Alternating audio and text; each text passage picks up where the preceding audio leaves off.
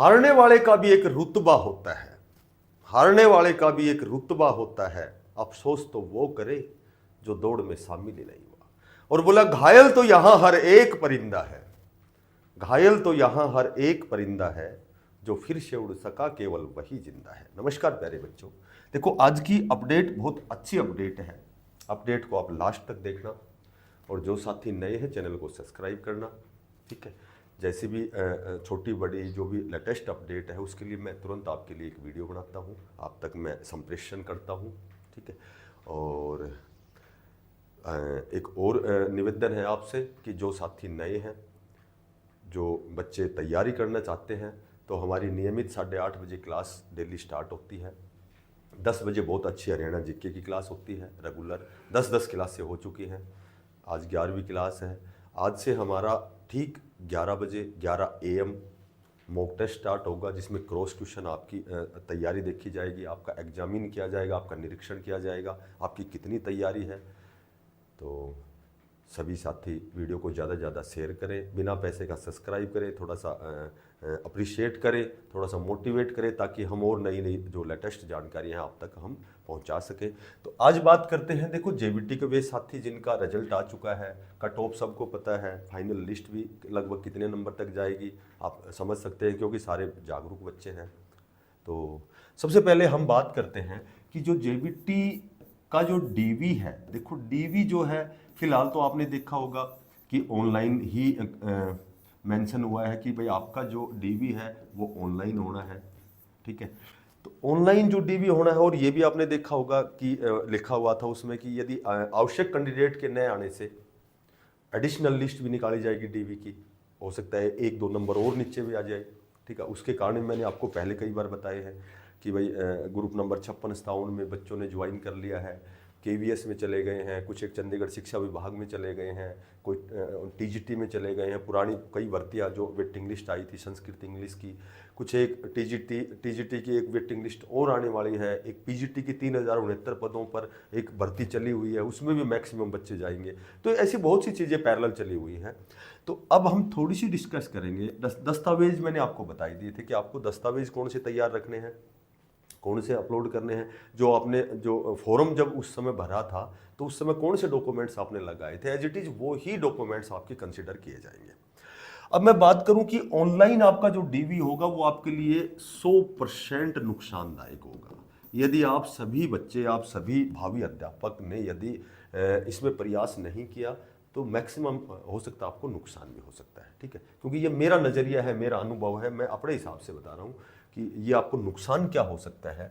Online में नुकसान ये हो सकता है कि ऑनलाइन तो सभी भरेंगे, कई बार क्या होता है कि हमारे कोई डॉक्यूमेंट्स मिसप्लेस हो जाते हैं। जब डॉक्यूमेंट्स मिसप्लेस हो गए तो कहीं ना कहीं हम ऑनलाइन में जो हम डॉक्यूमेंट्स लगाएंगे तो वो जो आपने फॉर्म भरे थे उसमें जब आप टैली नहीं होंगे तो हो सकता है आपको थोड़ा सा तनाव मिले, हो सकता है आपका कहीं ना कहीं आरएल भी हो सकता है, आपका रिजल्ट लेट भी हो सकता है, ठीक है। तो इस तरह की, क्योंकि आपने जो ऑनलाइन में डॉक्यूमेंट्स लगाए तो जब आपका सिलेक्शन होगा विभागीय स्तर पर, जब आपके ऑफलाइन डॉक्यूमेंट्स चेक होंगे, ठीक है, तो वहाँ कहीं ना कहीं वो कंट्रोवर्सी होगी, वो विरोधाभास होगा। तो कई बार एक आध डेट ऑफ बर्थ का या जाति प्रमाण पत्र है या कोई ओबीसी बीसीए बीसीबी ईडब्ल्यूएस की कोई सर्टिफिकेट पुरानी है और हम ऑनलाइन नई जब डॉक्यूमेंट्स अपलोड करते हैं तो कहीं ना कहीं वो विरोधाभास ऑनलाइन में हो सकता है। एक सबसे बड़ी जो दिक्कत है कि यदि डॉक्यूमेंट्स वेरिफिकेशन आपके ऑफलाइन होते हैं तो इसमें सबसे जो बड़ा बेनिफिट है, एक ही बेनिफिट बताता हूं आपको, जो बेस्ट आपके लिए बेस्ट बेनिफिट है, ये बेनिफिट ये है कि जो भी टॉप स्कोरर बच्चे जो दूसरे प्रकार के डिपार्टमेंट में चले गए हैं, यदि ऑफलाइन आपकी डीवी होती है तो मैं समझ सकता हूं कि कोई भी बच्चा लोकल में नौकरी करेगा, ना कि वो मेवात में जाएगा, ठीक है। तो वो ऑफलाइन जब डीवी होता है तो मैक्सिमम आपको बच्चे अब्सेंट मिलेंगे, लेकिन ऑनलाइन में आपको अब्सेंट बहुत कम मिलेंगे। तो वही एज इट इज आपका वो रिपीट का मामला होगा। जब आपका रिजल्ट आएगा तो वो बच्चे जो ऑलरेडी लगे हुए हैं, क्योंकि उनका स्कोर अच्छा है, कुछ केवीएस में चले गए हैं, कुछ चंडीगढ़ शिक्षा विभाग में 56-57 में बहुत अच्छी पोस्ट थी, क्लर्क, ग्राम सचिव, पटवारी, यहाँ तक कि मैं समझ सकता हूँ कि हरियाणा पुलिस में भी बच्चा लगना चाहेगा बजाय मेवात में जाने की, शायद या मेरी सोच, मेरे विचार, मेरा दृष्टिकोण है। ठीक है।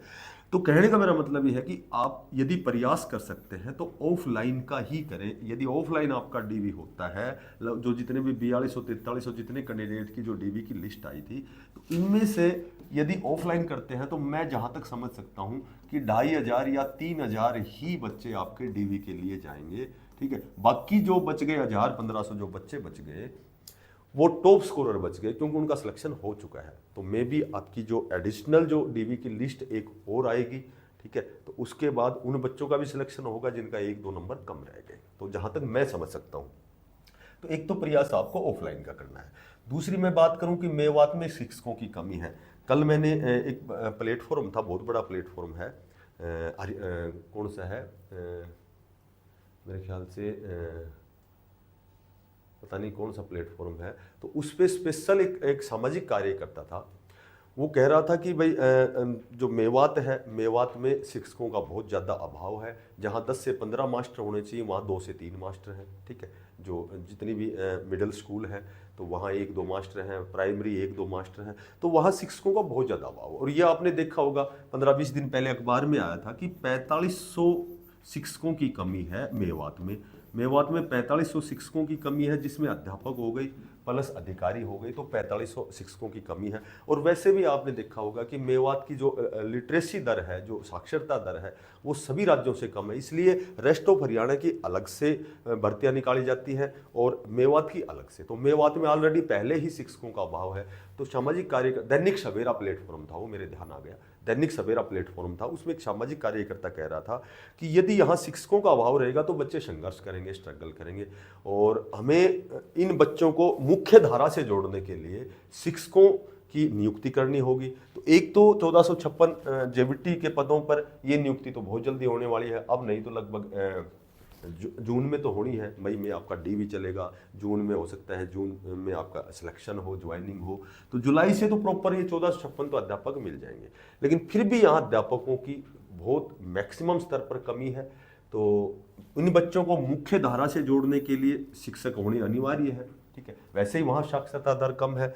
तो अब बात करते हैं हम हरियाणा कौशल रोजगार निगम की। तो हरियाणा कौशल रोजगार निगम में जेबीटी, टीजीटी, पीजीटी के शॉर्टलिस्ट के मैसेज, ऑफर लेटर का सभी साथी इंतजार कर रहे हैं। तो संभवतः आपके जो शॉर्टलिस्ट के मैसेज हैं, जेबीटी के आपके शॉर्टलिस्ट के मैसेज बहुत जल्दी आने वाले हैं, क्योंकि रेस्ट ऑफ हरियाणा में वैसे भी पहले से ही एचकेआर के तहत जेबीटी में वहाँ साथी लगे हुए हैं, ठीक है। रेस्ट ऑफ हरियाणा में तो जेबीटी शायद आज तक नहीं लगे होंगे एचकेआर के तहत। तो रेस्ट ऑफ हरियाणा में भी आपकी बहुत सी सीटें वैकेंट हैं। नई शिक्षा नीति को देखते हुए जो 30:1 का रेशो है, इस कंडीशन को फुलफिल करने के लिए अध्यापकों की रिक्वायरमेंट है।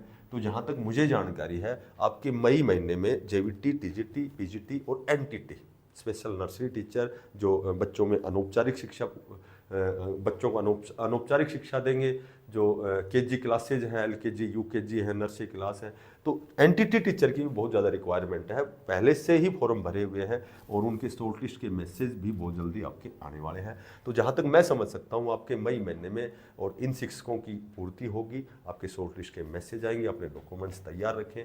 जो साथी नए हैं, चैनल को सब्सक्राइब करना, ज़्यादा से ज़्यादा शेयर करना और बिना पैसे का सब्सक्राइब करना, ताकि हमें थोड़ा सा अप्रिसिएशन मिले, थोड़ा सा मोटिवेशन मिले। हम फिर आपके लिए नई कोई वीडियो, नई जानकारी, छोटी बड़ी जो भी जानकारी आपके लिए लेकर आएंगे। तब तक के लिए सभी साथियों को बेस्ट ऑफ लक। धन्यवाद। राम राम।